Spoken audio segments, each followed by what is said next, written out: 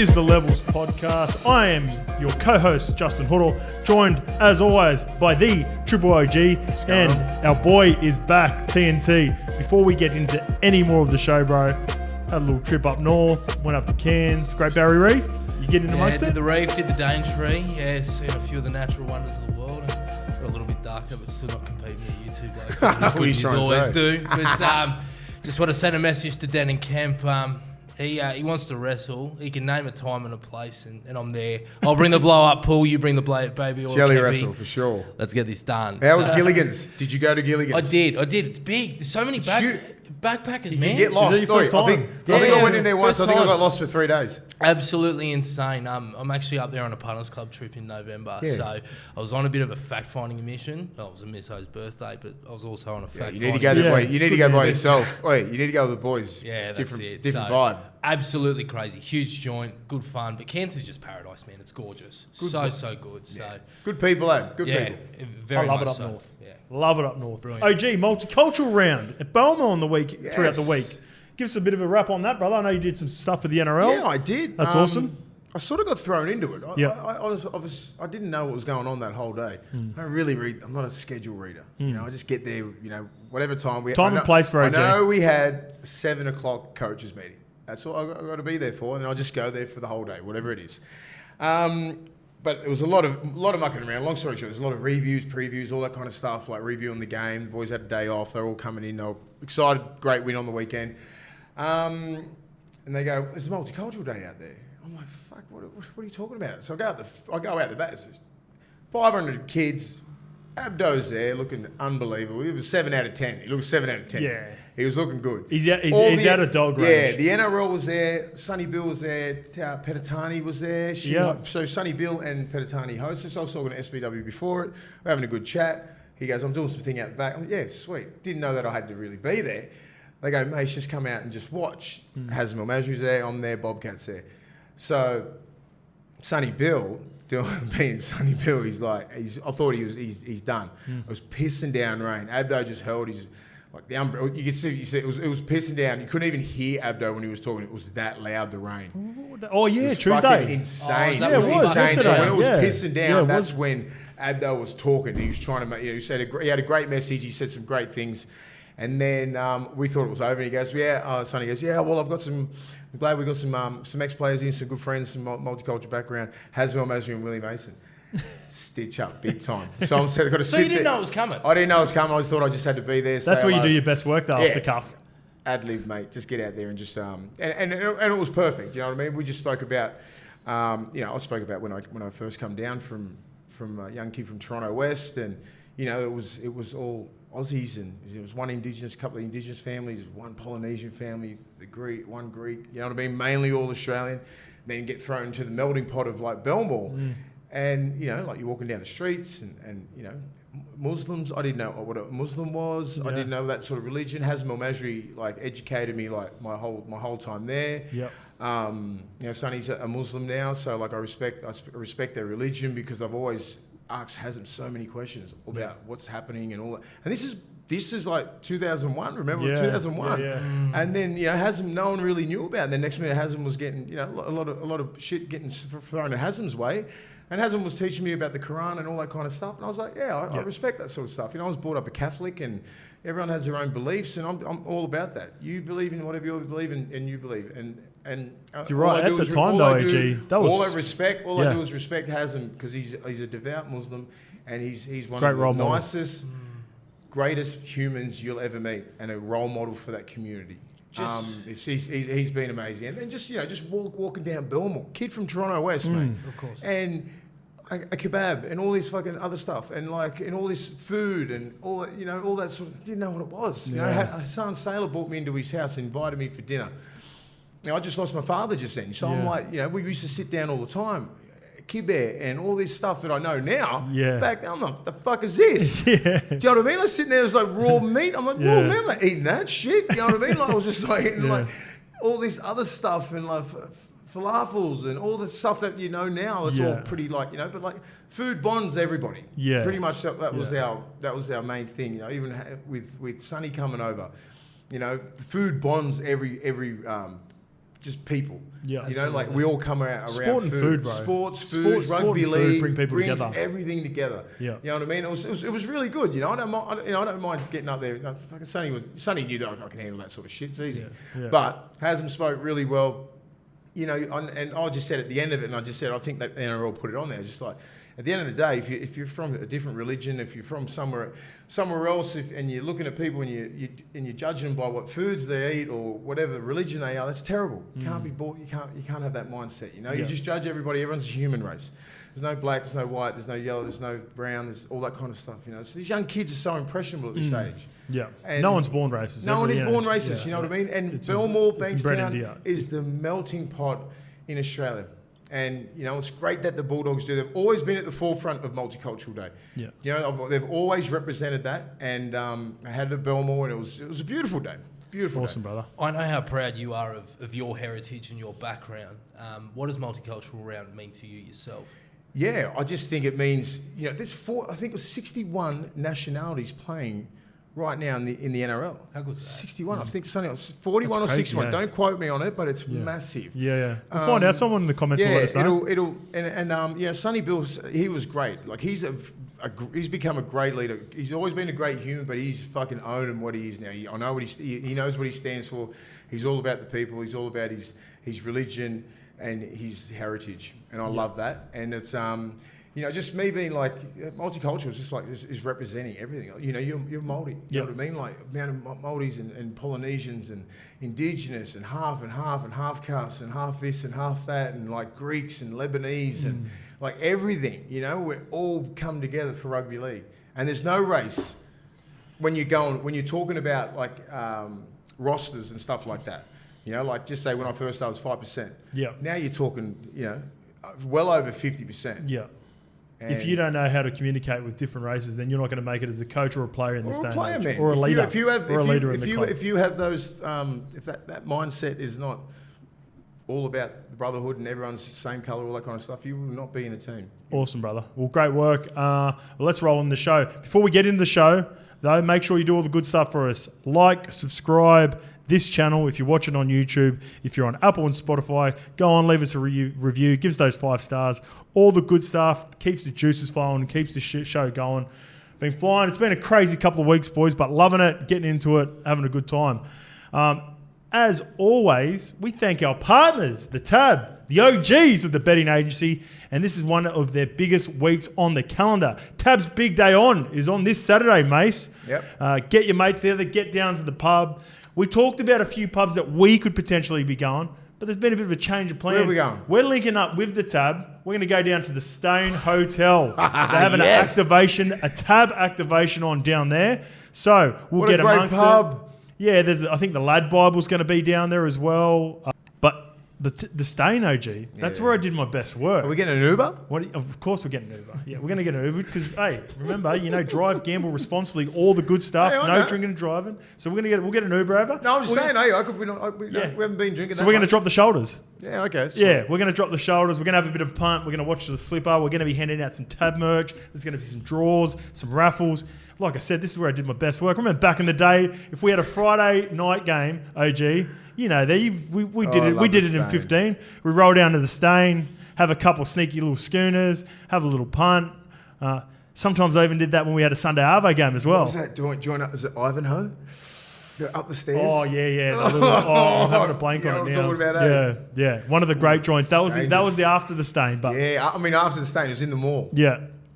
And congrats to the STEYNE on the TAB app and website and Instagram page. The STEYNE voted number 4 in Australia by the punters as the place to go for a punt. Really? Have you ever been to the STEYNE? I haven't. Mate, you haven't been to the STEYNE? You have a look where it is. It's one of the, like, location-wise, it's easily up there. Easily top 5. On the Corso? It's just at the end of the... Whatever, you're looking at the Waterman. Yep. Who cares? Yep. Looking at Manly Beach. Yeah, right in the guts. Better. Right in the guts. End of the Corso. Bang. It's always a great time down there. So looking forward to that, OG. We're going to get out there. Yeah, I can't wait. What about you, TNT, out west? One question. Could we get anyone from around the area? Yeah, what about the Snake? We might have to reach out to the Prince. We might have to reach out to the Prince. To get on the red leather. Yeah, we get the red leather after. I'm gonna have to not only get an Uber, but I'm gonna have to tip up the missus as well. Could be. Right. If we manage to wrangle the snake down there, because what day do they play? Thursday. They're playing tomorrow night. Oh, so the snake's a big chance. So they could have recovery Friday for the boys. Righto. And Just then these odds. I don't know. Depends if they get a famous victory, which we'll get to in the preview coming up. But if there's a famous Manly 13+ victory coming up against Parramatta, the boys could just drop the shoulders and might be down there with us. I'm not saying that's a guarantee, but I am saying I've got their numbers. I've got the phone numbers. I've got the digits. I might reach out. Boys, DCE, Skip, what's doing? Come down. Let's get amongst it. But apart from that, TNT, we've missed you. Let's get in the show, brother. What are the topics for previewing round 3? Brilliant. First up, Brad Arthur's put pen to paper on a 2-year deal that'll see him at the club till the end of 2025. That'll also make him the longest-serving coach in Parramatta Eels history. Scope, is he deserving of this one after the grand final last year? I love BA, mate. BA was a big reason I left. When I got brushed from Parramatta, he was a guy that got me the gig at Manly. I rate him massively as a coach. He's really good at accountability, keeps everyone honest. He treats Mace the same way he treats me, is the same way as he'd treat you, TNT, if you're a part of the playing group. So I got a massive rap on him. And for me, Mace, time's flying with BA. Does this feel like it's gone quick, or does this feel like it's been a long tenure to you? Because he's at 232 games, and he's been coaching since 2014. Lightning, eh? Absolute lightning. I feel like he's been under the pump the whole time too. All the time. Yeah. I mean, even just signing a 2-year deal, why can't he get a 4-year deal? Do you know what I mean? Like, does he want a 2-year deal? You know what I mean? Does he know, like, is his squad getting older, or they're going, you've got 2 years, and if you haven't got a premiership by then, you're done. Yeah, I'm not sure. Like, that's a good point. Why would a coach, it's not like he's a player when you're 28 and you want a 2-year deal, or you're 24. Do you know what I mean? Like, 2-year deal. Come on, man. He deserves a 4. The Mitch Moses plays has anything to do with it? Maybe he's seen what he does. Just say if Mitch doesn't stay, is he more inclined to maybe go, I'll look elsewhere? Or is getting this done a good sign that maybe potentially Mitchy will get done in the next couple of days? Yeah, but if Mitch was going to get done, you'd be thinking, I want to be there as long as Mitch Moses is there. 4-year deal. Like, I'm like, 2 years, that's weird. That's like, coaches don't really sign 2-year deals unless you're Wayne Bennett. Do you think you sign 4 to 5? Do you think that he warranted a 4-year extension? Fucking oath he did. Yeah. He played, for the last 3 years, they've been a top 4 team, right? Am I right? So last year, GF, the year before ran 5th. Yeah. Did they get knocked out by Panthers in the prelim? No, that was the semi. no, that was that great game when Penrith should have won. Yeah. Was that up in Sunny Coast or something? should have won. Yes. That was fucking when they ran out of hookers. COVID year. Yeah, they ran out of hookers. Yep. Reid Marnie didn't play. Ray Stone was playing hooker. And he got injured or something like that. Yeah. The year before, they beat the Broncos, smacked the Broncos, week 1 of the finals, or was that the year before that? So they've been thereabouts, right? I mean, that's what I'm saying. He's been in the top 8, let alone top 4 grand final, all that kind of stuff. So I think he does warrant a 4-year deal. You've got some stability there. If Mitch Moses does decide to sign there, which hopefully he does get that sorted, 4 years, I want as long as Mitch Moses is there. That would be my deal. So I don't think they trust him. Dill Brown, I honestly don't. Yeah. Otherwise they'd give him 4 or 5 years. And go, all right, take the team. I think we trust you. They've still got Sean Lane to come back. Madison will be back after this week. Madison to come back. You got a star-studded back line. If you get Moses down, Hodgson's still a decent hooker. They've still got a top 8 team. And I'm like, well, that's going to be for a couple of years. Like, I don't think he deserves a 2-year. I think he deserves 4. To be honest, that's just me. I just don't think. I'm not sure. I'm with you. Or even meet halfway. 3 years is a nice. 2 years. 2 years doesn't. It's not. 3 would be perfect. Yeah. And maybe he doesn't want to sign. I'm not sure, but doesn't seem like a fair deal on both sides. You're like, no, I want 2, or they're like, we're going to give you 4. Something's happened within the negotiation. Something's fell over. Yeah, you're right. I reckon the more we're talking about it, the more I think I'm leaning towards him wanting 2 years, and then, he's been there for a good 10 years now. Maybe he gets to the point after a couple of years going, look, you've got Mitch Moses, you've got Clint Gutherson, you've got Dill Brown. I've put you guys in a good position. Junior Bolo, Regan Campbell-Gillard. Maybe he just goes, I've done the best I can with this squad, and it's time to move on after, he just goes hard and tries to win the comp. But with the rosters they've got right now, OG, they've just let go of Nathan Brown to the Roosters too, by the way. Good signing. That's been a long time coming. Yeah. Everyone's sort of known that. For whatever reason, he just sort of fell out of favour. Probably not the style of footy that they're playing anymore. Styles. It's all stylistic right there. Yep. I don't think he wants that sort of lock. You know, he's fit, Nathan Brown. He's tough as hell. He'll suit the Roosters. He will suit he will. But, like, depends what Victor Radley is. You know, like the way Nathan Brown, he had a good couple of years there, and then it got predictable. Yeah. You know what I mean? And they weren't really running off him, and he was like, I don't know. It was really pretty. When I was watching Parramatta, I'm like, yeah. You know when he's going to pass. I like the way they play, but it's very predictable. You know what I mean? Like the way that Nathan Brown plays, he's tough. When he just plays tough and doesn't want to fucking ball play and just wants to impose his will, I like that Nathan Brown. And I think Robbo will get that out of him. I don't like the Nathan Brown that tries to ball play like Victor Radley. Yeah, I'm with you. Yeah, and all that kind of stuff. I want him just to fucking scream out of the line from the 3-man, hit the biggest bloke, all that sort of shit. I want that Nathan Brown. And I think the Roosters will get that out of him. And it's going to be fucking explosive because they're down on some troops. He can play front row. Yeah. He can play a lot of numbers. He's a tough dude, mate. He's a tough SOB. So, like, I think coaching, styles, systems, it just wasn't suiting him there. They were playing that sort of style because he was playing outstanding, and then BA was sort of switching it up. Wanted the wide ball from 9, Marnie not running, not engaging, where he like coming off just on the right side of the field. He liked that little short ball and he'd kick out. Yeah. Where defense, Viliami. Yeah, a little Viliami kick out, you know, like, and then so he'd come, you know, A and B and even C they'd pick it. Yeah, you could see and it coming. then they'd pick the lead runner as well, and he didn't have many lead runners running off him because they don't have many hole hitters. I can see similar to Matt Lodge. You know, Matt Lodge goes there, really simplifies his game, carries the ball, doesn't overcomplicate it. When you're in a system like the Roosters, it's potentially you just come in and do your role. Yeah. And if he just goes in there, runs hard, and he's got really good line speed. They'll love him there. Yeah, they'll love him. And a fresh start's good for someone at this point of their career as well. Because he's played enough games. He was playing Origin 2 or 3 years ago. Yeah, and Victor Radley, they're worried about him. You know what I mean? Like right. He can't. He's not always. He's not lasting footy games, is he? No. At a consistent league. You just want someone. Yeah, exactly. Like I want Victor Radley to play every game. I love playing him. He's one of my favourite players. Yeah, but got to be realistic. Ability is availability. 100. Anything TT? You look like you're about to ask something. You obviously mentioned that he can play front row. Do you think that that's the role he will play, regardless of whether or not Radley's on the field? I think so. I think he can play front row. It's a similar role there. Depends. You know, if Victor Radley is that ball player, then Nathan Brown can really simplify his game, run those really good lines, especially when he's on the left side of the field. He comes off his left foot really well and can jam in behind off a quick play the ball. You know, after Lindsay Collins or after Victor Radley, all that kind of stuff. So he can play a lot smarter because he's a smart footballer. Yeah. You know, so he's not, you know, and he's a left arm carry as well. You know, he's left arm, right side palm, all that kind of stuff. So left side of the field, right side of the field. He's pretty skillful, man. You know, but Robbo will utilise that. You get the best out of him. And then front row lock, it's the same shit. Yeah. You got the Naful Whites. He's just in the middle of the worlds. Yeah, Naful Whites, Fletcher Bakers, all these sorts of guys like. Jared Warrior-Hargraves is back this week too. Before we get into it, they just miss like even Big J Dub. He's getting a bit old in the tooth and all that kind of stuff. He ain't as fast and all that sort of shit. But like his fucking presence out there, leadership. His presence is his present. His leadership. You know what I mean? Like he gets out there and he's all about that shit. He wants that confrontational stuff. People don't want that smoke with him. No, you know what I mean? He wants that, and I think they've missed that for the first couple of rounds. You know, Lodge is injured. Lindsay Collins is all about business. They got a young back row.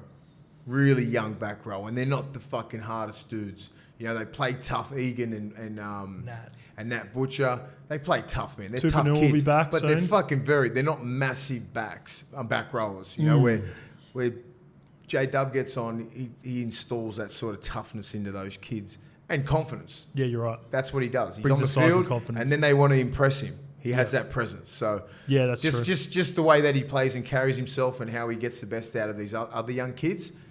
That's all he can do. The NRL will introduce a mandatory 11-day stand-down rule following a diagnosed concussion at both training and during games. So clubs will have the ability to apply for an exemption, but it's with certain conditions. So it needs to be approved by an independent neurological expert. And will only be granted if a player is asymptomatic, has suffered less than 5 career concussions, and hasn't copped a concussion in the last 3 months. So, as I said, it comes in this week. Scope, huge news in the context of player welfare. What were your initial thoughts when you first heard about it? Yeah, I like it, mate. I think we've got to err on the side of being as cautious as possible in this day and age. Obviously, the big one off the back of the KP one, which was sickening if you're watching it. Become pretty close with KP over the years too. Flicked him a text. Glad to see he's doing well. But at the end of the day, you've got to protect the players from themselves because, mate, you know it better than anyone. The Victor Radleys of the world, they don't want to come off. Even when they're clearly knocked out like he was against the Redcliffe Dolphins, you could see he was furious that he had to be taken off. Sometimes you just got to take the control away from them. So they sort of flirted with this, and I remember when it first came out, it was almost you were supposed to miss a game for a really heavy knock, and then the rules got bent because there were crucial games and coaches sort of found some wiggle room around the preparation that they do throughout the week. But 11 days is a good starting point for me. I think it's about right because potentially players can still miss 2 weeks, but 11's about right, I think, Mace. Maybe you. So what do you think? Grade 1, we were talking about this before. Grade one one's is KP. the worst, right? Yep. So that's like Stumbling straight away. Stumbling or just like nearly out cold and then getting up. Out cold before he hits the deck like KP. That's category 1. Yeah, well, I just look at all the leading sports in the world of like contact, UFC and boxing. You get hit like that and you're out. What is it, mandatory 6 weeks? I feel like it might even be more. Even Someone more. in the comments let us know. I'm just saying Someone in the comments let us know. 6, maybe 12. I feel like boxers can't fight for 3 months. That's Is what that I right? said 12, yeah, like 6 or 12. I think Hypothetically, it's more than Here we 11 go. days. regardless, it's not fucking 11 days. Yeah.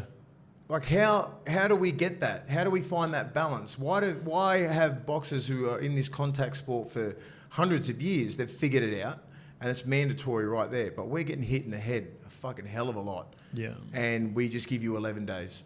Are we looking after the player? Is it about data? I said this a couple of weeks ago. Gus echoed those sentiments again, said, look, he did. you know, like, have we gone too far? You know, like everyone's getting head knocks and all they're doing is not measurements, but like the data on people getting knocked out, and so they can save a massive legal case against them in 10, 15 years. Yeah. But on the other hand, you're like, I want these players to be, you know, take the control out of that, take it out of the players' hands. Yeah. You can't just like, because you leave Victor Radley will play on.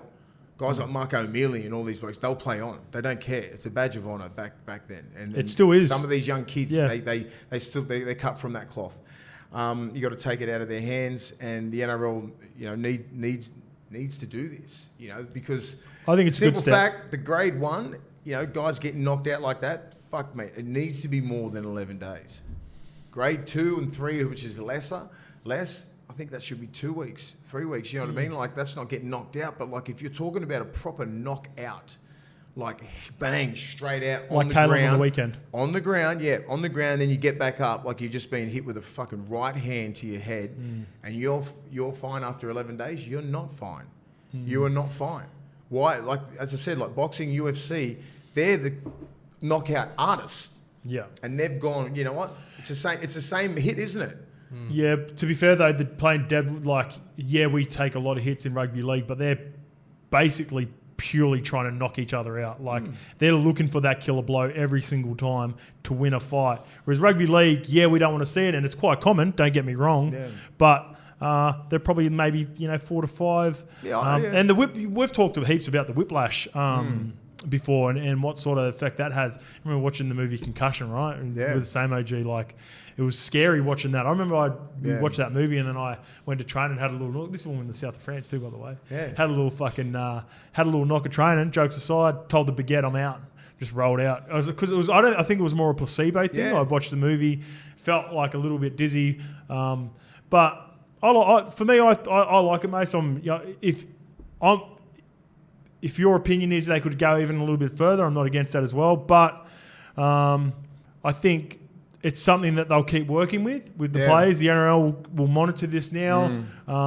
We'll see if we have the same regularity with the likes of Kalen Ponga, the Luke Kearys, the Jake Friends. Let's see if that extra 3 to 4 days that they're adding to it now gives us a little bit of wiggle room. And I guess there'll be more data in probably 12 months' time. And with that, like I think they need to be like, I think it should be just say 3 weeks minimum and doing a lot of tests at that time. and getting all this data, as much data as they can.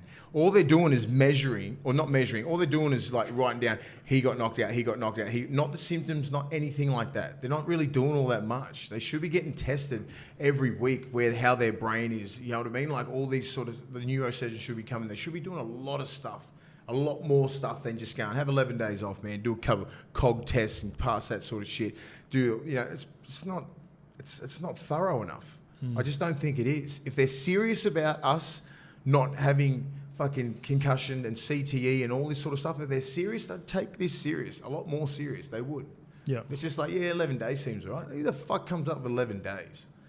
Like, consider, as I said, like, I know that other sports are like a lot more severe, but like, it's still a concussion.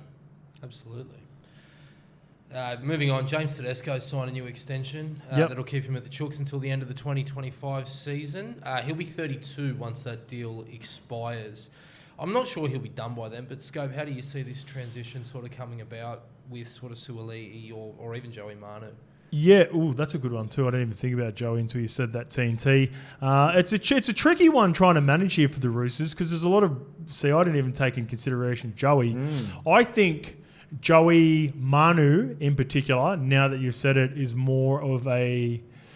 And not saying the others are team players, but he's been playing right centre for a while. Yeah, we know he can play fullback, but I think he's quite happy in his role right centre where he gets to float anyway. The big one is managing, which seems to have been perceived that there's some sort of rift between Joseph Suaalii and James TEDESCO, which we mentioned it a little bit on Monday, mate. Is absolutely rubbish. Was that Buzz's take? It was Buzz. Come on, Buzz. It was Buzz. But the thing, if you've had anything to do with either of those guys, they're two of the most respectful, humble NRL superstars. Yeah, I know Joey's only young, but he's competitive. You'd expect that. They're two of the best in their positions. Yeah, but to create this sort of riff, in a way, I watched 360 after our episode 2, Mason. He's sort of like backtracking on it, but at the end of the day, I think the biggest hurdle with regards to Joseph Suaalii is definitely rugby union. They're going to be coming. I don't think it's regardless of whether he plays fullback or not. I think if he's won a comp potentially with the Roosters and played Origin by the time the next World Cup comes around, it might be too enticing for him to take the money and play in the World Cup. I'm not really. I mean, what Buzz's take on it was awful. He's just fucking making shit up. Yeah, he was trying to take it back a little bit. He's just making shit up. I sort of like breezed past it and went, what the fuck are you talking about? But that's his take on it. It's his opinion, whatever. But like Teddy and Suaalii, they're good friends. They want to get the best out of each other, right? You know what I mean? Just what did he say? Just because he didn't pass him the ball. Yeah, when he made a break. He's a 19-year-old kid who's ran over and everyone is a total who just wants to run over everyone and just wants to score mad tries and wants to get shit on his highlight reel. He thought he could beat him. Bang, he still passed on the middle to Sam Walker, didn't he? It was still a try. Yeah, still scored. Still a try. So it wasn't a bad play, was it? He just tried to take him on. Still had the option to pass on the inside, but he just didn't draw him past to Teddy. Is that a bad thing? Yeah, maybe if it's fucking... Yeah, he should have passed. But he should have passed. But he still set it up. He still set up another try. So like that just looks awful. And obviously, like Buzz has a little bit of a vendetta against the Roosters. He has a little bit of a little cheeky fucking stab at him all the time whenever he can. That's just Buzz's Sharks, eh? Yeah, Buzz's Sharks till he dies, man. Yeah. He's hardcore. But yeah, Teddy, 2 more years, 32, right? Yeah. 32 when it ends. It'd be interesting to see if he can keep this up because he's been on top for like 6-7 years, man. Like on top, like golden boot sort of level every single year. Yeah, top 3 player in the game for 6 years. For like since about 2017. When did he first come to the Roosters? 15? I think it was it? No, 16. 15. No, it was 2017. 17, yeah. 17, yeah. So ever since he's been at the Roosters, he's been a top 3 player. He signed in 2017, joined in 2018 and won his premiership. Yeah, 18, 19. That's right. He's had some deep runs in there. He's been captaining, been playing Origin, he's been playing for Australia, Kangaroo tours. Like that'll take a toll on him. It will take a toll, and it usually happens when you're around about 30, 31. So it'd be interesting to see if he can stay on top of his game, be as dominant. If he, Teddy don't play any other position but fullback. No. You know what I mean? He's never been he wasn't transitioned from centre to wing to fullback like most of these other. He's been fullback since he was fucking born. You know what I mean? So like it's going to be hard to go. He would have "All about Teddy, 5 games on the wing. Teddy, Tigers, right? Yeah, Teddy, Five games. all right, Teddy, you're done, mate. You're going to retire. Teddy, he deserves to hang on to that fullback position at the Roosters until he feels fit that I'm done. And I think he can go to about and 35. I reckon Teddy. he could do that easy. He looks after his body. He's in mint condition. We saw him at the body science shoot last week. Yeah. Look Rig was mad. looking And he's awesome. full body skins. I know. Full And body- we had to chuck full the body kid on over the skins. mud guts and that. Yeah, God. Shout out fucking to hell. Ted. Get us. Wow, I'm 42 years old. Jesus Christ, come on. Still in way better shape than me. He's I love Teddy, and he'll stay on top of his game. And because iron sharpens iron, he's got those blokes chasing him, and he's just gonna fucking go. You know what? You ain't gonna take it yet, because you don't be that great without having a fucking ridiculous competitive edge. And he thinks, Sully, you want to take my spot? Yeah, they're boys off the field, but like, hey, when he starts playing, and he's training shit. It's all about that business, baby. Hey, we're levels podcast, right? There's levels to it as well. Levels. He's still got Tommy do Turbo. not dominate. He's got Tommy Turbo and Latrell chasing him from New He's South more Wales worried as well. He's more worried about them taking his spot in New South Wales than Suwali taking his So that's going to fullback keep him. spot. That's going to keep him humming as well. Fucking oath. And he wants, he wants to go down as New South Wales' greatest fullback, and he's well on his way. He certainly is. Yeah, who would he would have to be, right? I'm just off the top of my head. Mini and him, 2 Italians. Who would have thought? You know what I mean? Like seriously, like 2 full-blooded Italians, like fucking our greatest fullbacks of all time. It's fucking awesome. Shout out to Love it. Shout out to the what is it? What do they call it? I'm just having a point. Was it The Azuri. Azuri? Yeah, the Azuris. Yeah, Roosters, well done. Teddy, done. All right, boys, before we get into the previewing round 3, let's get into the Levels Podcast Bets Friends channel special. So, Scope's big multi of round 3. We're going to go Super Saturday, Tab's big day on. I'm going to do a multi on Saturday. We're going to be sitting down there at the Steyne enjoying the day. And we've got the traders involved. So they've gave us again exclusive odds.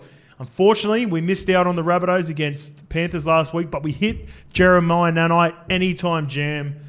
He scored in the first 5 minutes. We had 60. We had plenty of time. So for this week, my anytime try scorer is Brimo, AJ Brimson against the Storm. On fire. Yeah, up at Gold Coast Titans, playing well. I don't think he scored, but he's really set up a nice. Their first try that was a bit of silk, bumped off Jaden Sullivan.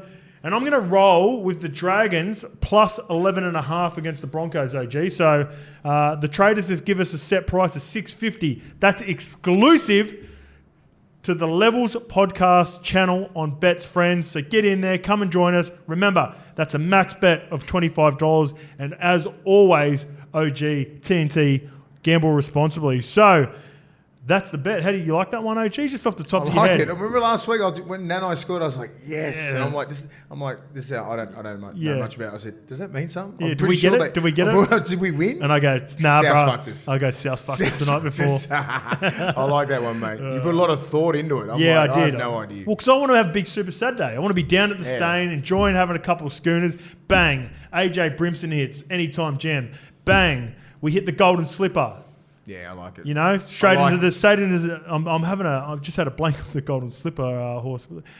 Learning to fly. Come on, Skip. You've been on it for a couple of weeks now. You got the early odds. You can still get $6.50 on the tab, by the way, boys. What? $6.50. Who's the jockey? And $2.40 a place. We've got Chad Schofield on board.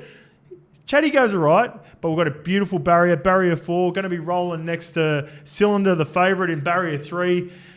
We're going to go toe-to-toe, AG. We're going to be down there. So we're going to roll. We're going to kick off. AJ Brimson's going to score any time. Bang. Salute. I think that's then it. Then we're going to roll. We might be on. I think if the timing's right, let me have a look at it just to confirm. I'm looking down at the games This now. bloke loves manifest. Mate, he loves it. He loves it. So we're going to kick it off. love the Bang. energy. Gold Coast Love against the the Storm. AJ Brimson, he scores. Then we're just going to be kicking it up. Another couple of schooners down the Steyne. Maybe the Prince rocks up, the Prince of Brookvale. So then we have a couple of schooners. Bang. Learning to fly salutes. It's $6.50 at the tab. Overs. That's overs. And then we just kick the feet up. Maybe I've got to call the missus. OG, I'm with OG. I'm with the Prince. We're not going to make it home, bub. We've got to watch the Dragons plus 11.5 against the Broncos. I feel like that's a weekend. That's all right. That's a big day. Tab's big day on. You sold me. And remember, most importantly, gamble responsibly, right? TNT, let's get into round 3 preview. I feel like I'm pumped. I've already got that energy already rolling into round 3. I feel like I've collected already. I can taste those schooners, OG. Oh, fucking so can I. Thursday night, Manly play Parra at Brookie. Manly start as favourites at $1.65. Parra out at $2.25. Line sits at 2.5. Scope, how do you see this one going? I will just say straight off the bat, TNT, these odds are accurate as of 5 p.m. on Wednesday. It'll be a little disclaimer in the down the bottom of the show. TNT, this is the Scope Cup, brother. This is where I did my best work. I'm going to be handing out. We've got a trophy that I'll hand out to the winner of this game, the skippers. Know them both well. Clinton Gutherson, Daly Cherry Evans, good friends of mine. So the boys will be pumped. They'll be ready for this one. But I'm going to go Manly at home, mate. A little bit concerned, OG, at the moment, just with the back row. Hopgood's been really good, but they're missing a couple, in particular on the forwards, and then therefore on their rotation. Manly had the week off, which Parramatta are going to come up again in the next 3 weeks. They're playing teams off the bye 3 weeks in a row. But I'm leaning towards, I like the $1.65 the Tabba got here, OG, and I also like the -2.5 at the $1.90 as well. OG, how do you see this game going? Yeah, I like Manly. Just because it's simply what you said, the back row. Yep. The back row offers, it's all over the place. I mean, I think Dury's doing a good job, Hopgood and Bryce Cartwright. They're decent players, but they just need to find some continuity. There's no combinations with Dylan Brown. There's no combinations with Mitch Moses. You're right. You know, they do have a lot of football around Junior Paulo's doing a lot of stuff. You take Junior Paulo out of that, the creativity in that team is fucking awful, especially in the red zone when they're attacking. It seems very, very it's very basic. You know what I mean? They're trying to hit the front guys. Yeah, just those basic leads. They're just, you just pull up on Big Reg and Junior Paulo. If they hit Junior Paulo, he's coming around the back. Simple block shape, out the back again. It's very easy to read if you're a good defensive team. Manly's had the week off. They were taking a lot of confidence coming out of round 1, getting us. They got some big boys, mate. They defend really well. They're back 5. And Tommy's had, 2 weeks?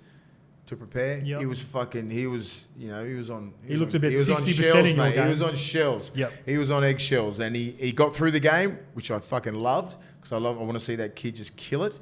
I just think they match him in the back line. I think Brad Parker is one of the best defensive centres in the game. I think shout out to BP. He'll lock down Penasini, Wanga Blake, Kula. Just quickly, AG. Brad Parker, my anytime try scorer, 100 game. Nice little milestone. Nice. He plays his 100th game, so he's my anytime try scorer. Yep. You can get that on the tab at $3.32, by the way. Sorry, AG, continue. Yeah, and I think Josh Schuster is going to... This might be a statement game. There's been a lot of people coming out going, is he fit enough? Is he serious about football? You know what I mean? Is he a 5'8"? Can he keep up with the game? He played fuck all minutes last year. I think he averaged like 22 minutes. This will be a game where it's like, you know what? Fuck, I've arrived. It's my 3rd year in the game. Statement game. I can fucking play. I can play 5'8". I can play lock. I can play the game. All right? I'm going to go up against Dylan Brown, one of the best sixes in the game. I'm going to go at him. I think Josh Schuster's got some balls, and I think he can play.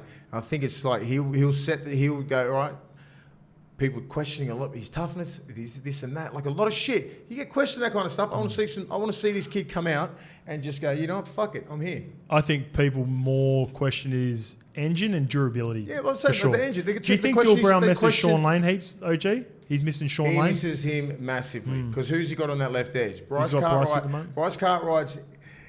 They've got that combination on that left edge. Bryce Cartwright is a lock forward. I want him playing both sides of the ruck. But Hopgood is doing such a great job. He's either a 14 or he's a lock. He's not one of those back rolls who hits mad holes. He wants early ball, you know what I mean, so he can ball play himself. He wants to play the block plays like the Feletti Mateo sort of style of play.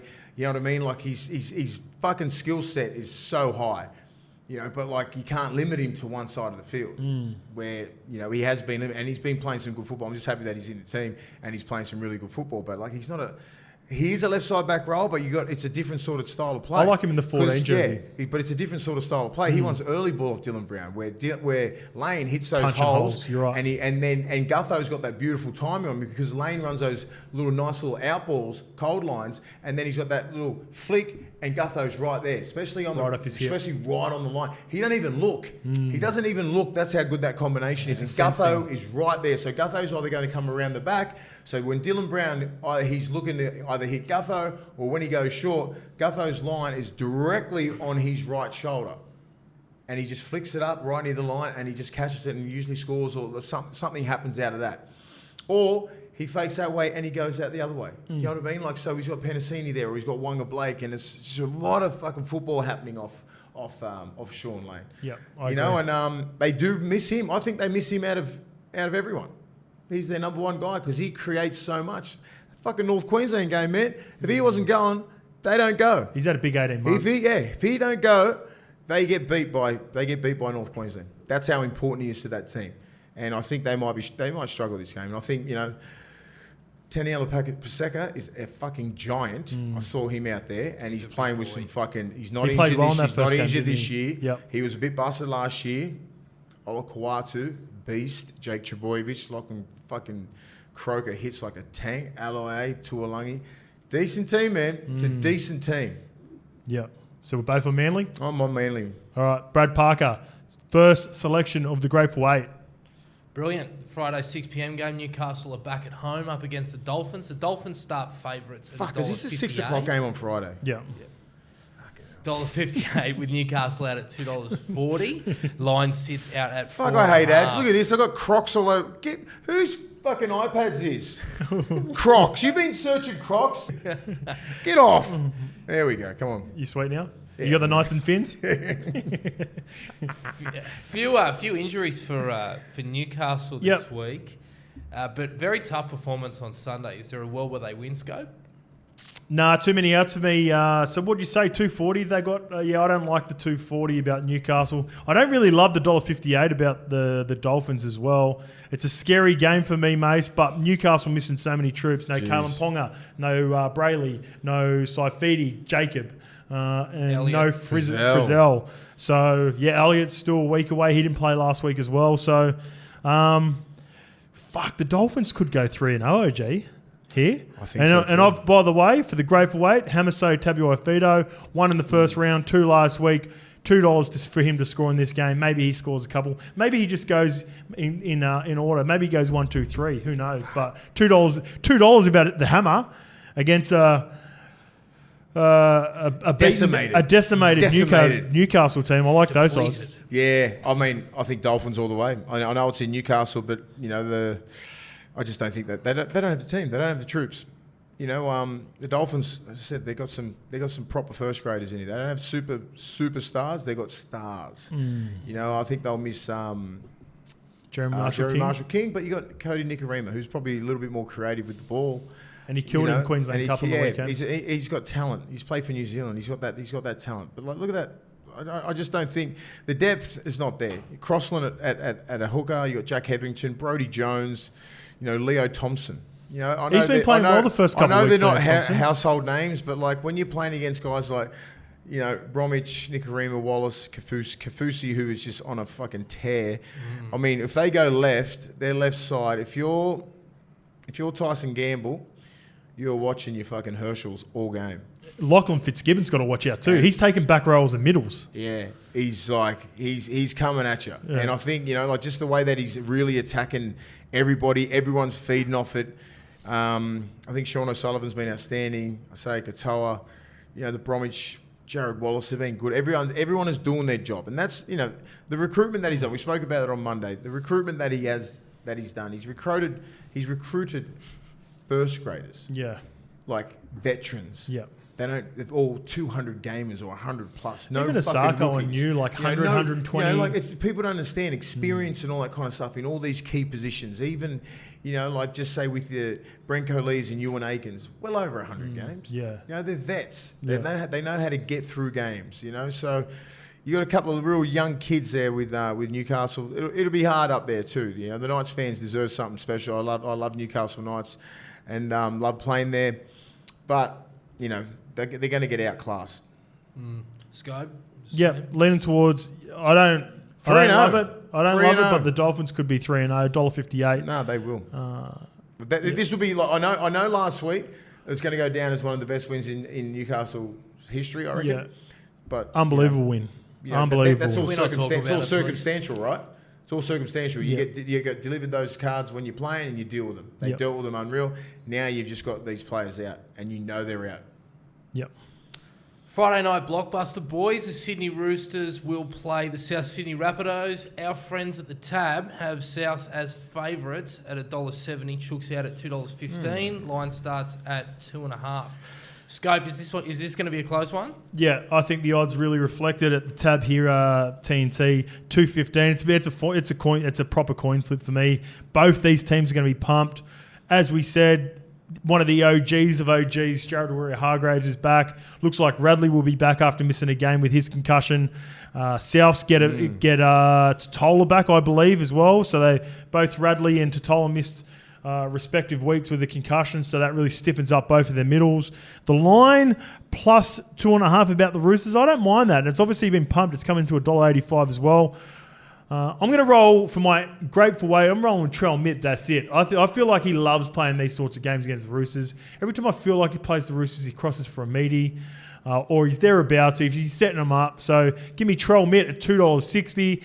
And I think I'll lean towards South, but I could see it going anyway, AG. What do you think? Yeah, this is hard. This is a hard game because this is the biggest rivalry in the game, hands down.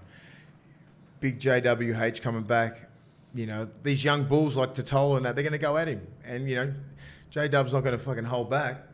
You know, he's going to go at him. You know, look what he did last year. He fucking tore him apart, like just with a couple of movements, you know what I mean? Like a couple of like just fucking real strong hits, really super aggressive. You know, Lindsay Collins is all about business. You know, the two Butchers, you know, Victor Radley, that's just a really well-balanced pack. You know, like the Butchers ain't going to let you down. I like Kalama Matangi's probably the best back rower on there. Look at the locks. They fucking cancel each other out. The front rowers cancel each other out. Fucking Hooker does.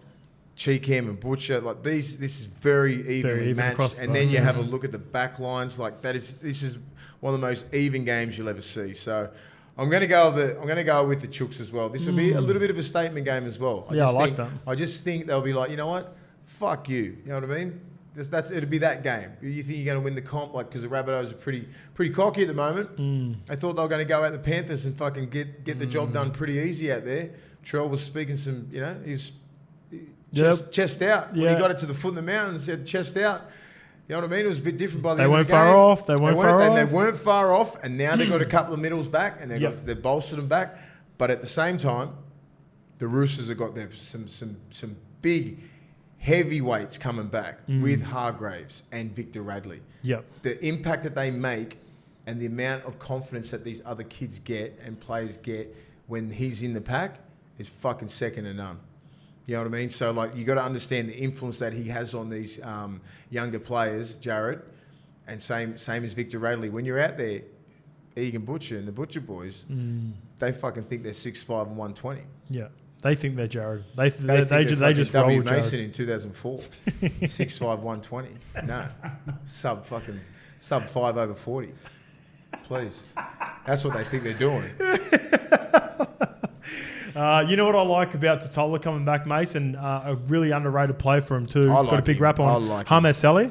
I love him off the bench. Right? He brings a lot of sting to their bench. So when you bring Totola back, therefore Davey Moala, who played well in round one, was underwhelming in round two, goes back to his interchange role. And I thought big Shaq Mitchell was nice as well. So when I look at the bench, I think it could be the difference. Yep.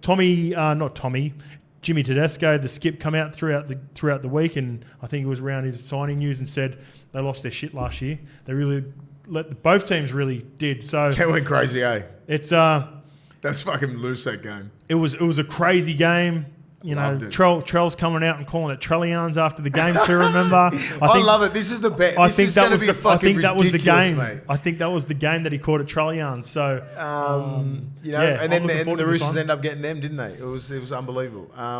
But the bench, you're right. The bench. I look at that bench: Jake Turpin, Drew Hutchison, Terrell May, Fletcher Baker. There's not many games between them. And not very. I mean, like I'm rather a Moali and Saleh there. They're big bodies, you know. But I think they rely on the amount of minutes that these big boys can play in the middle. Jared will be getting interchanged probably twice. Lindsay Collins played 77 minutes last week. The whole back row, 80. Hopefully, no HIA or anything like that, will all play 80. Yeah. Radley might get a spell for Cheese where Turpin moves into the lock. They can move. They'll move it around. I mean, like, you know, Terrell. What's Terrell, mate? He's a front rower. Front rower. You guys all right? Yeah, he's big. He's Is he a big body? Yeah, he's a big body. He's about 100 Okay, well that's all right. As long as I got He's some not running. size He's on not there. running sub 5s though over Nah, 40 nah, like the it's AG. hard. He's Taylor May and Fletcher Baker. He's the little big brother. Yeah, and he's Fletcher, the little big and brother. Fletcher Bay. Yeah, he's the big I mean, brother. Like, he's the big brother. He's the youngest. Is he a May brother? Yeah, he's he's a May brother. Fucking beast. Yeah. Okay, well that sort of changes it. He's got the Western Sydney Ratty coming out the back too. The Turpin and Hutchison. I'm just sort of worried about how many minutes they play. Turpin's all right. Drew Hutchison, I'm not sure if I think there's more balance in sure. Souths. It is, yeah. I just think with today's climate and HIAs and people getting knocked out, it happens. It's not like it's not going to happen. That's why you got a Drew Hutchison there who can play every position. He might only get 10 minutes or he might play 70. Who knows? I'm heading out to that game too. Got a nice little suite. Looking forward to that. I'm going to kick the feet up. First time at Allianz. Very nice. Yeah. So who do you like, mate? I'm going Souths, mate. Yeah. I'm high in Souths. You'll see a lot this year. Roosters. I think I like the way that they've kept the team together. I was still impressed with them, what they did against Penrith, even though they lost. I thought they were coming home strong, and they were just missing That a could have couple been of middles. anywhere, that game. And they get 2 middles back. That. Yeah. I was going to go the Roosters. Brilliant. First game on Saturday, Gold Coast play Melbourne, but two teams that obviously lost last week. Our friends at the tab have Melbourne favourites to bounce back, paying $1.48. Gold Coast at $2.65. Line sits at 6.5 with Melbourne unders, Gold Coast overs. Scope, are Melbourne going to bounce back in this one or what? Mace. I took them on last week. Sorry, I looked at the ends for Melbourne. Yeah, Olam. Tarek Sims, Xavier Coates. No Nas. Kamitha. Yeah, no Nas is big, but I think... I'm taking them on again, AG. I like the 265 on the tab about the Gold Coast Titans. Ooh. I love the start plus 6.5. And we've already alluded to it. I'm on the Brimo. Alexander Brimson at $2.40. Alejandro Brimson at $2.40. That's how he likes it. That's how he loves it. He's a wild cat too, Brimo. Yeah, Don't worry about that. He's got that. He's got, when you got a quad tat like that, you know something's up. He's a different cat. Yeah. He's a different cat. So I'm on him at $2.40 for the Grateful Eight. I love the strong word, actually. I'm not going to say I love the Titans. I like the Titans, 265.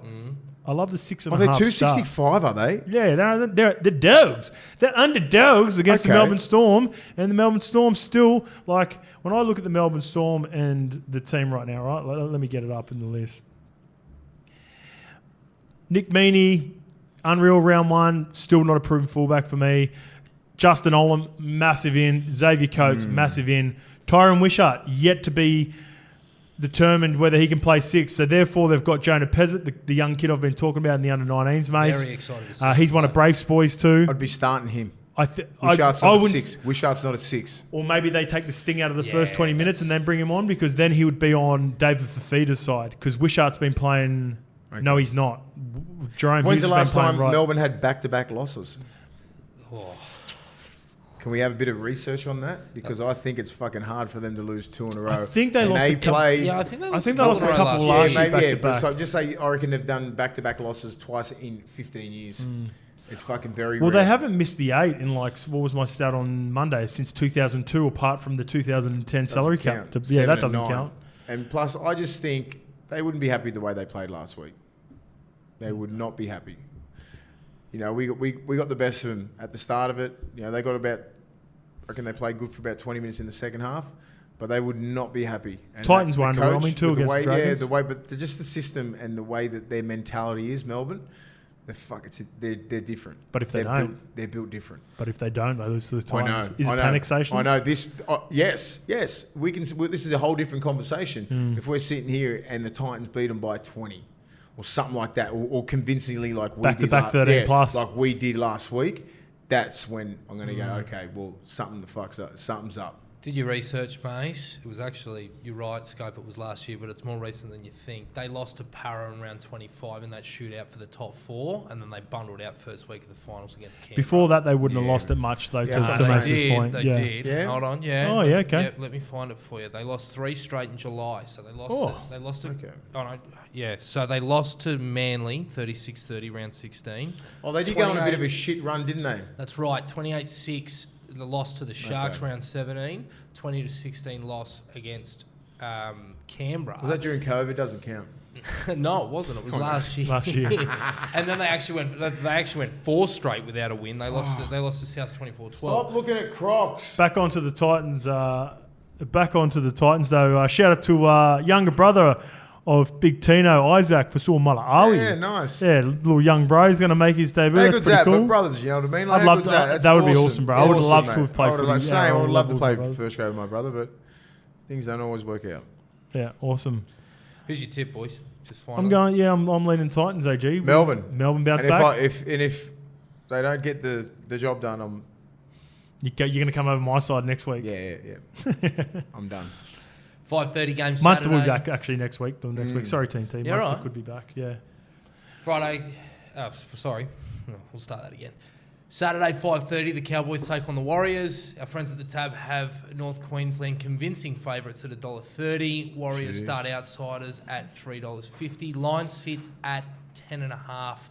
A few factors into this game, obviously heat, bounce back for the Cowboys and stuff. Scope, where do you see this game going? Yeah, Scott Drinkwater and Petahiku missed this game as well with suspensions and both suspensions.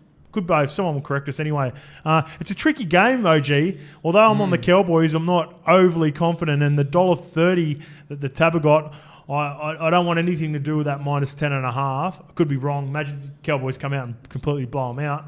I'm going to go Petahiku, my son's. I just love the name. This is more of just like an Omen name bet. Gehamat Shibasaki. I was looking at his name. Shibasaki. I love it. Oh, Great God name. damn it. It's a great name. God damn it, Shibasaki. Shibasaki's got speed to burn. Yeah, if he doesn't have does. speed to burn, I'm not here, OG. So I've got him at Omen odds of $2.60 just because I love the name. It's not even an Omen, it's just a name bet. Shibasaki. But the Cowboys, $1.30, bit of a scary bet for me. Therefore, I've stayed away for it for the rest of the Super Saturday. It's, as you know, I'm pumped for Tab's big day on. It's the one game in the NRL that I just sort of stayed away from because I'm not sure I got a proper read on it. So where you lean onto this one, OG, the Warriors were pretty good against the Roosters. Yeah, they were right. They were competitive, weren't they? I'm not sure. Tom Chester. Debut. Yeah, I know. Would I put Val Holmes there if I'm the coach? Could do. They're trying to just say that they're going to put him there. Maybe he starts off the bench. I'm not sure, but I'm putting Val Holmes at 1, and I'm just like probably just putting anyone in the centres. You know what I mean? So like I'm not sure. Forward pack doesn't change. Still a well balanced team. Obviously they miss Drinkwater, but Drinkwater he's one of the most exciting attackers in the game, isn't he? Absolutely. So Tom Chester, they must have some confidence in him. I'm not sure what sort of style of play he is. Is he around the back sort of player? Does he go through the middle? I haven't seen much of him. Is he a Tedesco? Is he a Billy Slater? What sort of... I haven't seen anything of him at all, so... He looks like he's got a bit of Katie Ramsey about him with the little man bun. Yeah. Is that a man bun in the pitch here? It might be a Steven Seagal. He might be heading towards a Seagal. I think they just have too much class. They do. Yeah, I've seen this guy in the trials though. So I think it's Tane. Tane is pronounced Tane Tua Upiki. I could be wrong. Apologies if I've got that wrong. He looked good though, didn't he? he? Was good. He was good in the limited time that he he come on for. I think he might have started the first game when Tomato Martin played 6 with the new recruit from Metcalf from the Sharks. And I think he played fullback for him because Chansey was out. Yeah, he goes good. He was good in the trial, so excited to see him get his first. I gather it would be his debut. A couple of young guys get an opportunity. Love to see that. I don't know. I just think Cowboys have too much class, and it's in North Queensland. Yeah, I'm going to say dairy farmers. Yeah, it's up in North Queensland. Close. Yeah, Queensland country. Dairy farmers is that's the OG. That's the OG. Yes, exactly. That was back in your day. I don't think the Warriors travel that well, and they don't really like the heat that well. But you just don't know what the fuck you're going to get. But I know what I'm going to get with the Cowboys. They're too consistent. And they're going to be in every game. You know what you're going to get? You're going to get Gehamat. Shibasaki. Yeah. You're going to get that. I want the shot. Get that shit. $2.60 at the tab. Anytime. Both Cowboys boys? Yeah. Cowboys. Brilliant. The last game, eh? Saturday, 7:30, Brisbane host the Dragons up at Suncorp, gunning for 3 in a row. Our friends at the Tab have Brisbane's penciled in a very short favourites, $1.24. St George back out at $4.10. Line sits at 12.5. Scope, tell me why you've got the Dragons in at 11.5. What do you like? They're too short for me, AG. I don't like $1.24 about the Broncos. So I can remember last year, right? They started well. Ooh, yeah. Okay, yeah. I know they're playing at home here, Suncorp. It gives me a feeling where I think they went 2 from 2 last year. They come down and played the Dogs, and the Dogs gave them a lesson. And you know, maybe they take the Dragons. You got to remember to make the finals last year, or it might have been gone, or they were 50-50 chance. Dragons pumped them. They had to beat the Dragons, and the Dragons dusted them. So Ben Hunt, he loves playing against the Broncos. That's smart. Anthony Griffin, he doesn't mind playing the Broncos. Oh, yes. He'll have them pumped up. $4.10 about the Tab is overs for me. I've got the Dragons head-to-head. I'm taking the 12.5 start. It's been pumped in to $1.85. And I'm on my dog of the week. Dog! Tyrell Sloan, anytime, $2.80. Right, I like that. I like that bet if I was a betting man, but I'm going to go with the Broncos. So I just think they're a different team this year, and games like this would have slipped last year, and I think they're on a different vibe. And I think that they'll get this done pretty easily. They have a decent side, man. I mean, I don't think they really lose that much with Oates out. You just put Jesse Arthurs in there. Yeah, he's been nearly solid. forcing his way in the team anyway. He's a big body. I mean, that back line, Herbie Farnworth, 250 metres last week. Tony Staggs looks like he was on one. That'll even up. Sully and Staggs, that's a good day. And Farnworth and Lomax, very aggressive centres there. I think I'm looking forward to that battle. It'll be Farnworth versus Lomax and Sully versus Staggs. Yeah, good. Both ways it works. Ezra Mann, I love that kid. I reckon he's dynamite. Yeah, so do I. The way that he plays and the confidence that he's getting the last couple of weeks of playing and running. I thought, he runs a little bit too much, and I'm like, he's so dangerous, bro. Mind that. He's too dangerous. Keep running. So dangerous, yeah. But he's got a really good mix now. Yeah. He knows when to pass, when to hold, when to run, and he's fucking in second year in first grade. You know what he runs it? He's going to be elite. Anything short side, he's running. Any long shifts, he plays early at the back to Walsh. Doesn't overcomplicate But he's going to start mixing that up. So people are going to start game planning for that and just saying exactly what you just said then. Then he's going to be starting to put little kicks in. He's going to start doing stuff when the winger's up. Or, mate, he's got a skill set. It's just fucking unbelievable. I've got a feeling he's going to play for Queensland this year off the bench. Ooh. That's a big call. I think he did declare this week. I said on the NRL and Footy Show, they said Billy was smug. Freddie and... it's not like Queensland to be smug about Billy, Origin. Billy was licking his lips, so... Mate, he'd be... that's was a good Cam shout. Smith in the picture? Was Cam Smith in the picture? Nah. No, it was very smug. It was... I love you, Cam. You talked love you, Cam. Love you, go. Mace, you talked about the centre matchups, but can we talk about the fullbacks? Walsh and Sloan both had great games last week. Yeah, I like it. I mean, I think they've both still got a lot to prove in this game.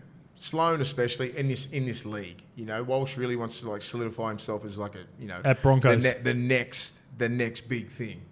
You know what I mean? Get that Origin jersey at fullback or whatever position they think it's up for grabs now. It's up for grabs. Ponga's he's not definitely going to be in there. You know what I mean? Because he's worried about his health.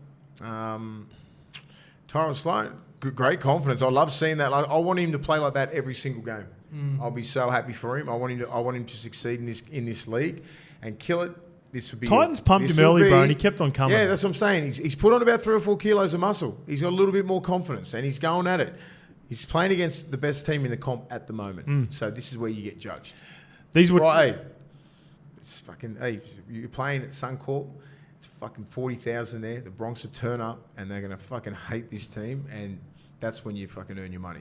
I love that you called these two out because these were my 2 candidates for Derg of the week last week. I ended up going with Sloan because Walshy he's still a Derg, but it was more the mentality and the bounce back that Tyrell got me over the line. I didn't think Walsh should qualify because didn't you say that anything above a hard no, 6 he's too good looking. Yes, and that played a part too. I love his eyebrows Sloaney. are too good. I love Sloaney, bro. You're good looking, bro. You ain't Walshy level. Sloan's Walsh is too pretty. Yeah. If you make Bloat FC, if you make the best looking team, it's very hard to beat Derg. Yeah, it's hard.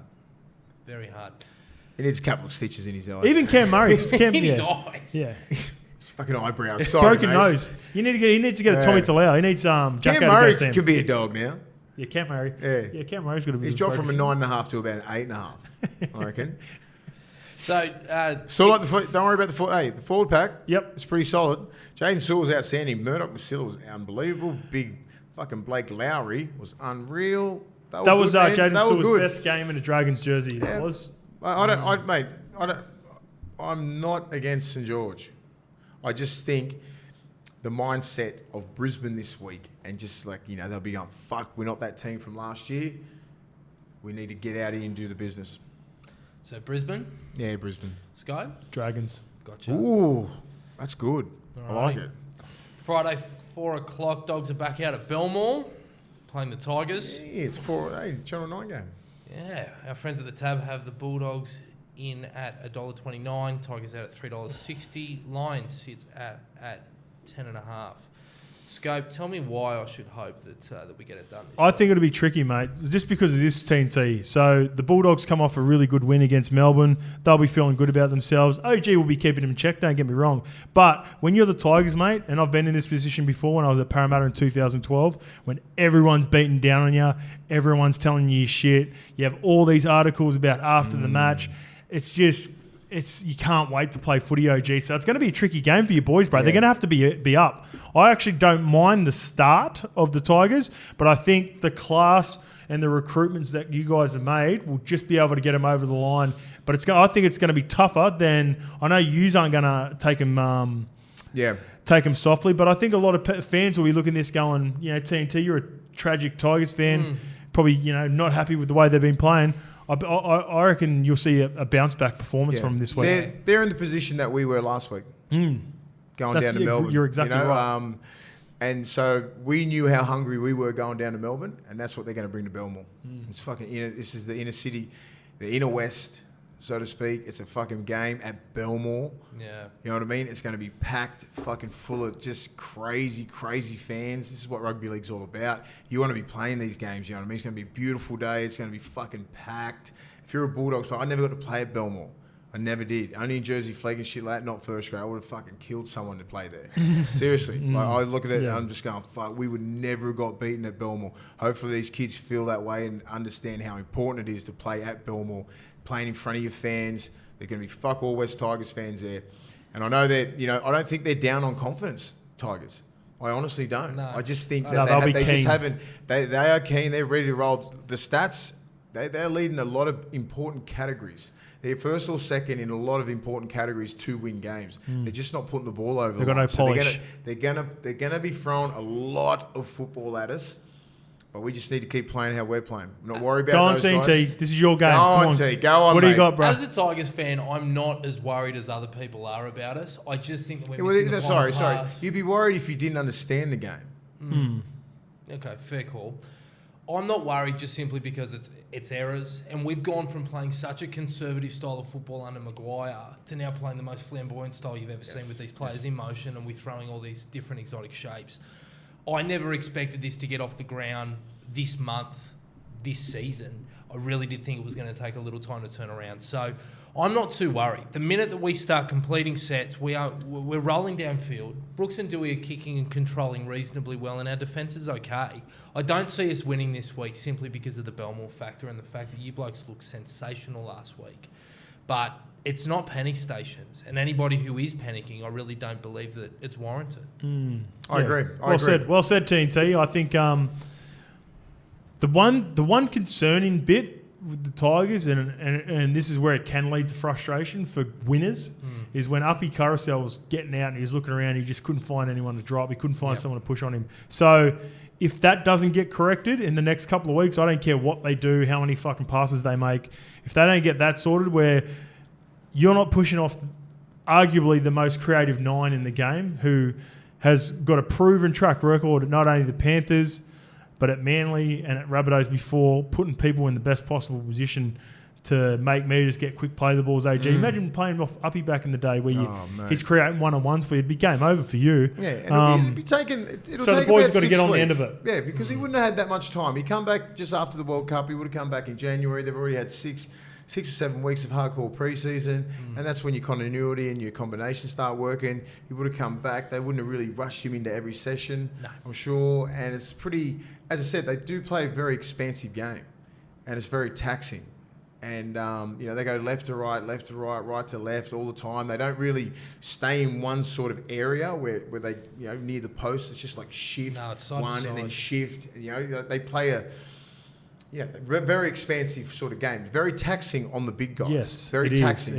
So it's hard to get their timing off Appy, because Appy wants to play at his pace. He controls the pace of the game, especially at Penrith. He's not controlling the pace of the game because the 7 and 6 are going fucking ridiculous. And he's just shooting the ball to Brooks or shooting the ball to Dewey, and they're just playing fucking bang, bang, bang on edges and stuff like straight away. Where he likes fucking going, he's used to playing with the Isaiahs and the fucking Fisher Harrises and the Leotas. You know what I mean? So like that sort of timing off David Clem. So Clem's not that sort of dude.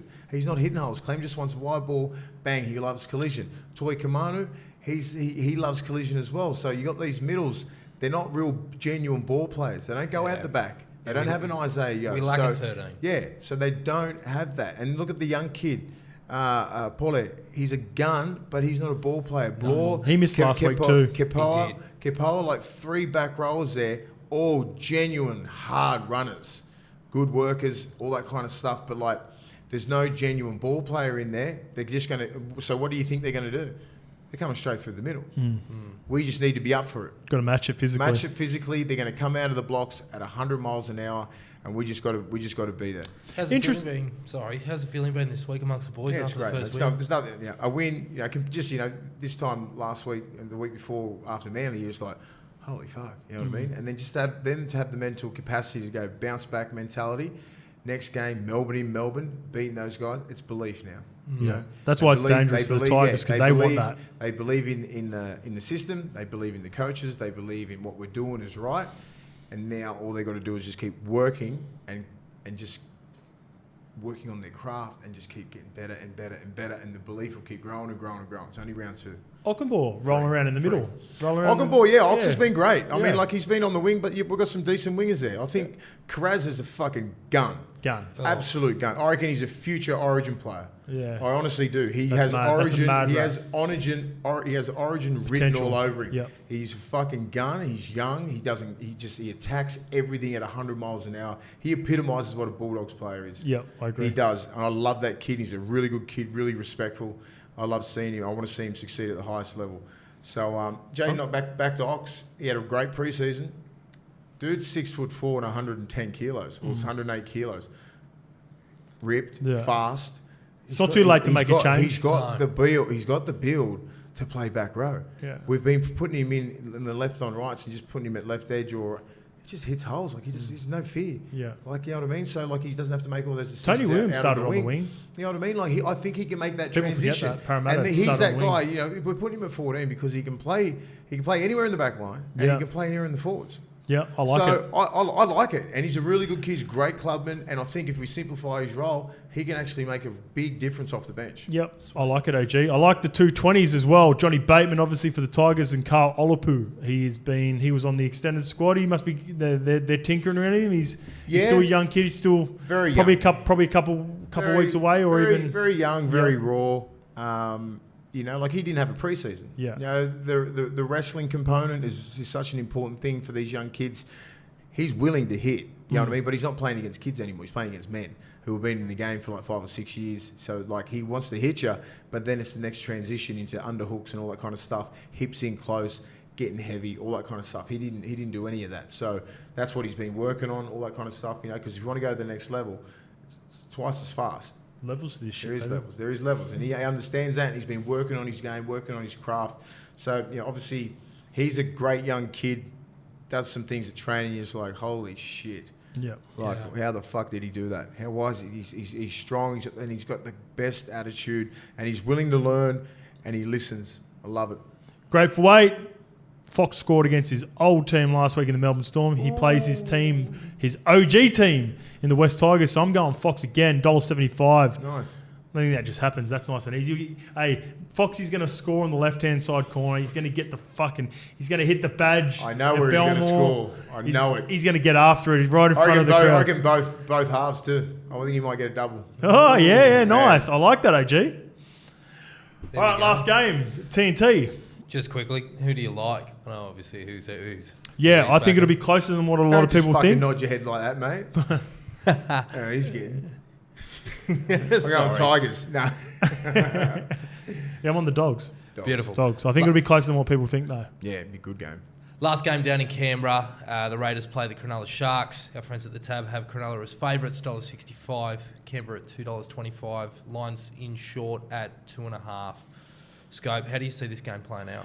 Yeah, it's a tough one, man. The Canberra Raiders, they haven't been that far off in either games. Obviously, they would have loved and probably should have got the job done against Redcliffe, considering the circumstances of Redcliffe are a new team.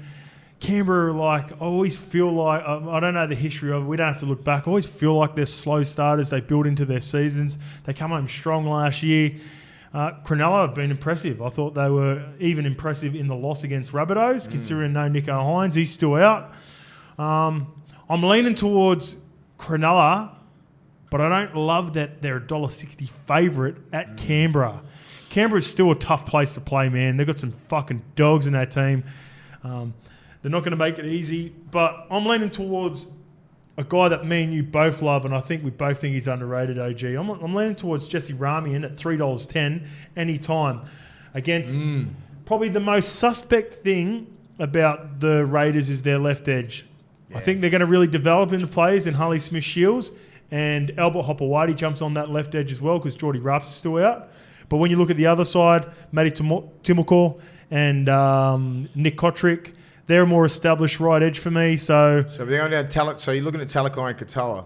Oh no, I'm looking at the other side. I'm looking at Rami and Katoa. Jesse Rami Jesse Ramian and Katoa, and on the other side it'll be Mulitalo and Talakai. Yeah. But Cronulla Sharks, but betting against the Canberra underdog $2.25 for a Sharkies team that hasn't completely proven it again this year. They've been good without being great. I'm leaning towards Cronulla. I'm with you. Harley Shields and Hopewadi, that's a weakness there. Not their efforts or anything like that. It's just reading the play. Just young and raw, inexperienced, where Cronulla are a bunch of vets and they know how to put those plays on, especially down that right edge and left edge. So I wouldn't be surprised if they're scoring tries down that left edge. Tricky Trindle's been on fire down that right edge. Trindle's been killing it. Mulitalo, Ramian, that pack is so well balanced. Look at the bench as well. I just go through that. I just don't think. I think Canberra's they're just lacking a little bit. They're lacking a little bit. They're missing Big Puppy, eh? Yeah, the Big Papa just settles things down in the middle, and Joey Taps can sort of just roam a little bit more. Where I think he's just playing really, really tough and in the middle. He's not really getting a little bit wider from the ruck and trying to offload all that kind of stuff. Where. Yeah, I think they're struggling for a little bit, and they're one of those teams that always seem to lose by 2.